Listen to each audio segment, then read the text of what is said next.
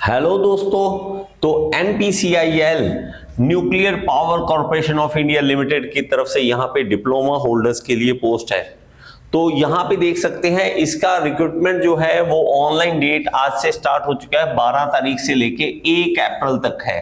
तो आप इस फॉर्म को फिल कर सकते हैं। यहाँ पे देखेंगे तो अलग अलग तरह की पोस्ट है, वो आप देख सकते हैं। साइंटिफिक असिस्टेंट ग्रेड बी है, जो कैटेगरी जो स्टाइपेंडरी ट्रेनी ST या SA बोल देते हैं, ये कैटेगरी 2 है।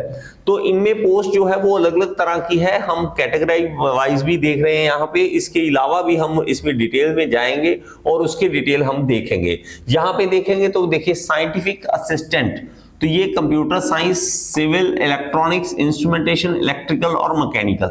मेरे प्यारे बच्चे, मैकेनिकल के 15 आपकी सीट्स हैं यहाँ पे। तो 15 सीट्स सिर्फ मैकेनिकल वालों के लिए है, सिविल वालों के लिए 19, इलेक्ट्रॉनिक्स की 2, इंस्ट्रूमेंटेशन 1, इलेक्ट्रिकल 7 और कंप्यूटर साइंस की 1 है।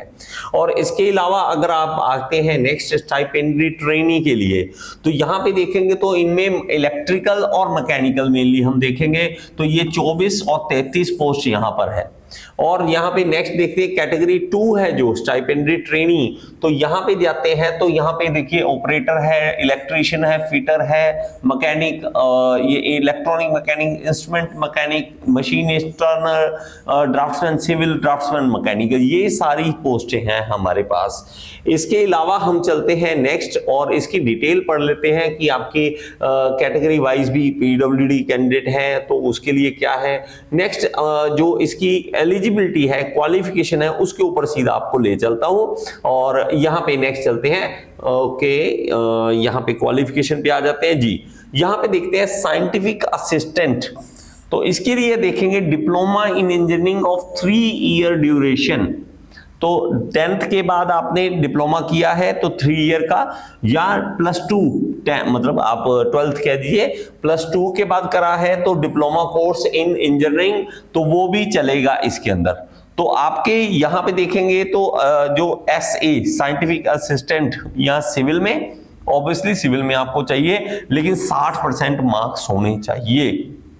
यहाँ पे मैकेनिकल में देखेंगे तो इसमें भी 60% मार्क्स मांगे गए हैं, तो इसमें आप पोस्ट में देख सकते हैं। इसके अलावा हम देखते हैं स्टाइपेंडरी ट्रेनी, तो इस पोस्ट के लिए देखते हैं स्टाइपेंडरी ट्रेनी के लिए तो हमारा फिर से diploma in engineering with not less than 60% marks, तो यहाँ पे आपके 60% से कम नहीं होने चाहिए। ओके, नेक्स्ट हम चलते हैं। यहाँ पे देखेंगे candidate with diploma through lateral entry, तो लेटरल एंट्री वाले भी एलिजिबल हैं, वो भी इस पोस्ट को फिल कर सकते हैं। ओके, नेक्स्ट हमारे पास इसमें आपने देख लिया स्टाइपेंडरी ट्रेनी हो गया, हमारा ये साइंटिफिक असिस्टेंट हो गया। दोनों पोस्ट के लिए आप एलिजिबल हैं, दोनों पोस्ट के लिए आप एलिजिबल हैं। तो कैटेगरी 2 जो है, कैटेगरी 2 में भी देखेंगे तो ये देखिए 10th विद मिनिमम 50%, साइंस तो होना चाहिए, ऑब्वियसली मैथमेटिक्स होना चाहिए, और +2 या ITI का सर्टिफिकेट। जो आप देखें स्टाइपेंडरी ट्रेनी 2 है वो ITI वालों के लिए है, स्टाइपेंडरी ट्रेनी 1 जो है वो हमारा डिप्लोमा, और साइंटिफिक असिस्टेंट वो भी डिप्लोमा होल्डर्स के लिए ही है। ओके, तो आप देखेंगे ITI आपका होना चाहिए इसमें, तभी आप इस फॉर्म को फिल कर सकते हैं। ओके, तो आप पे स्केल देख सकते हैं यहाँ पे, कैटेगरी 1 या स्टाइपेंडरी ट्रेनी साइंटिफिक असिस्टेंट, वो देखेंगे तो आपकी पोस्ट के अकॉर्डिंग कितनी रहेगी सैलरी, वो एक बार आप देख सकते हैं इसको। ओके, चलिए, बहुत अच्छी बात है, अच्छे अलाउंस देने चाहिए, इतनी मेहनत के बाद भी पैसा ना मिले तो बंदा करे क्या। ओके, तो ट्रेनिंग होने वाली है, ये सब कुछ आप इस डिटेल में देख सकते हैं। और इसके अलावा हम देख लेते हैं, एक है हमारे पास एज भी देख लें एक बार। साइंटिफिक असिस्टेंट जो है मिनिमम एज 18 और अपर है 30, और यहाँ पे कैटेगरी 1 जो है इसके 18 और 25 की एज के बीच में होना चाहिए आपका। कैटेगरी 2 के लिए 18 से 24 होना चाहिए। प्लीज इन चीजों का ध्यान रखना, कहीं फॉर्म भरें और उसके बारे में हमें पता ही ना हो। तो आपके BC कैटेगरी, ST कैटेगरी, जो भी आपका गवर्नमेंट की तरफ से आपको जो एज रिलैक्सेशन मिलता है वो आपको मिलेगा, यहाँ पर मिलने ही वाला है।